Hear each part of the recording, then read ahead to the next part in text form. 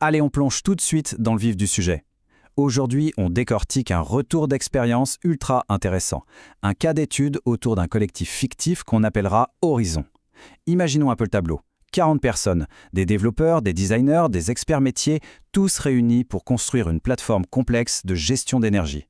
Ce qui est absolument captivant ici, c'est leur transformation. On part d'un groupe qui est passé d'une paralysie bureaucratique totale, le genre où tout est ultra cloisonné, à une adaptabilité parfaitement fluide. Et tout ça, c'est grâce à ce qu'on appelle la Fluid Scaling Technology, ou FAST pour les intimes. Ça soulève forcément une question fondamentale.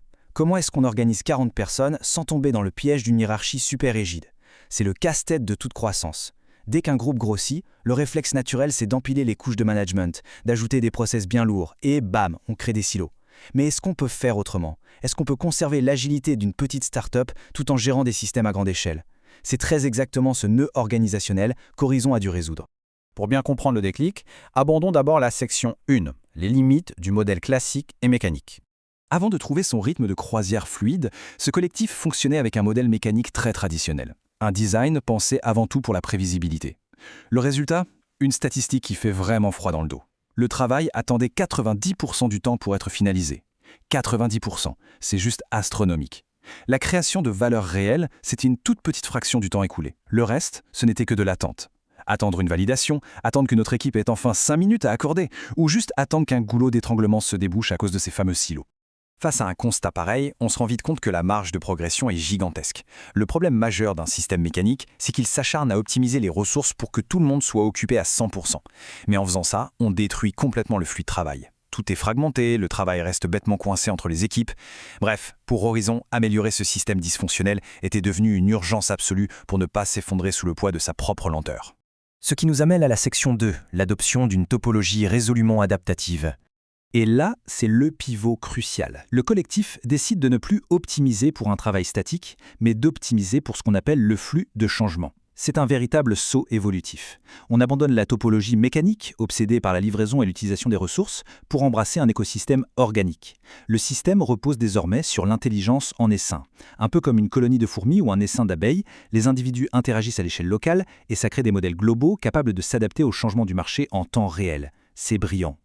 La différence sur le terrain, elle est radicale. Les méthodes classiques enferment les gens derrière des murs, des équipes fixes, des sprints interminables de plusieurs semaines, des backlogs éparpillés dans tous les sens. La méthode FAST, à l'inverse, c'est une vague fluide. Tout le monde tourne sur des cycles ultra courts de seulement 2 jours et se regroupe autour d'un seul et unique backlog visuel. Fini le travail qu'on pousse au forceps via une planification rigide. Le travail est désormais naturellement tiré par les membres eux-mêmes dans un environnement d'une immense fluidité. Passons à la section 3, Fast en action. Concrètement, comment cette mécanique tourne-t-elle au quotidien ? Le véritable moteur de ce collectif, le cœur du réacteur, c'est le dynamic reteaming. Au lieu d'appartenir à la même petite équipe figée pendant des années, les membres d'Horizon se réorganisent continuellement. Et ça, c'est magique, parce que ça pulvérise les silos instantanément. Ça réduit aussi énormément les risques si une personne clé s'absente, car le partage de compétences se fait tout seul. Les talents migrent là où il y a le plus de valeur à créer, au lieu de végéter sur des petites tâches isolées. La mécanique de ce fameux cycle de 2 jours est fascinante. Oublions les grosses itérations classiques ou les incréments super lourds à planifier. Tous les 2 jours, le système marque une pause. On souffle, on inspecte, on s'adapte. C'est un battement de cœur très rapide qui garantit que le collectif est toujours concentré sur ce qui compte le plus, à l'instant T. Les bonnes personnes sur les bons défis, tout simplement.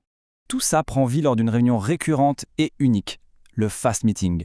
3 petites étapes, pas une de plus. Étape 1, on synchronise tout le monde en partageant ce qu'on a appris au cycle précédent. Étape 2, le product manager prend le micro pour rappeler la vision globale et donner le cap, histoire que le groupe soit bien aligné. Et enfin l'étape 3, le marketplace. Inspiré de l'open space technology, les membres s'auto-organisent pour former de nouvelles équipes en fonction du boulot à battre. L'alignement d'abord et l'autonomie tout de suite après. On arrive à la section 4, le cycle de valeur continue. Une fois que ces fameuses équipes dynamiques se sont formées sur le marché, comment abattent-elles vraiment le travail ? Chez Horizon, la boussole, c'est l'Opportunity Solution Tree, c'est-à-dire que le travail est toujours piloté par la découverte continue. Ça évite de gaspiller un temps fou à suringénierer des fonctionnalités dont personne ne veut. On part d'un objectif business, on explore le problème, on pose des hypothèses et boum, on valide des solutions via des tests rapides. L'idée est d'être absolument certain que ce qu'on construit a un véritable impact. Pour que ça tourne bien, il faut maintenir 3 flux continus en même temps. C'est un triptyque fondamental. D'abord, un flux d'analyse pour valider les hypothèses, la continuous discovery. Ensuite, un flux de réalisation, le continuous delivery, qui gère le travail de bout en bout et efface la fameuse frontière entre la construction et l'exploitation. Et pour finir, un flux d'apprentissage continu. Il n'y a plus de mur étanche entre ces étapes. On découvre, on livre, on apprend et on fait ça tous les jours simultanément. Et voici un point capital avec la section 5. Comment protéger la bulle culturelle?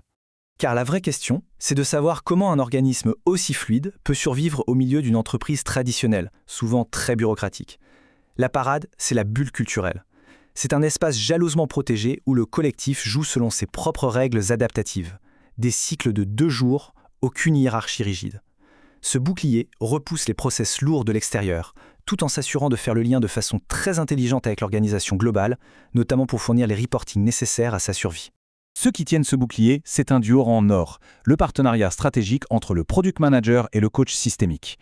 Pendant que le product manager garde les yeux rivés sur la création de valeur et l'orientation produit, le coach systémique, lui, se transforme en garde du corps du système. Il gère toutes les interfaces, souvent complexes, avec les départements classiques comme les RH ou la haute direction. En clair, il traduit la réussite du collectif dans la langue de l'entreprise classique.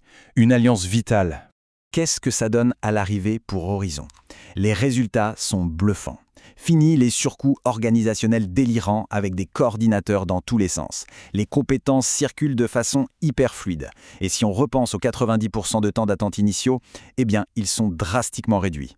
Mais au-delà des chiffres, c'est un véritable changement de paradigme. La bureaucratie du « qui fait quoi » a été balayée pour laisser place à une intelligence collective obsédée par le « comment on gagne ensemble ». Pour conclure cette exploration, il y a une ultime réflexion à avoir sur le design organisationnel. Faut-il optimiser les structures pour qu'elles soient parfaitement adéquates au monde d'aujourd'hui, quitte à les fossiliser, ou doit-on au contraire construire des systèmes capables d'embrasser l'inconnu de demain? L'histoire du collectif Horizon prouve que l'adaptabilité n'est pas un simple concept à la mode, mais un choix structurel fort.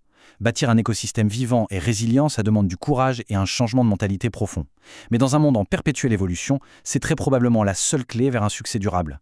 De quoi largement inspirer de nouvelles façons de collaborer, n'est-ce pas?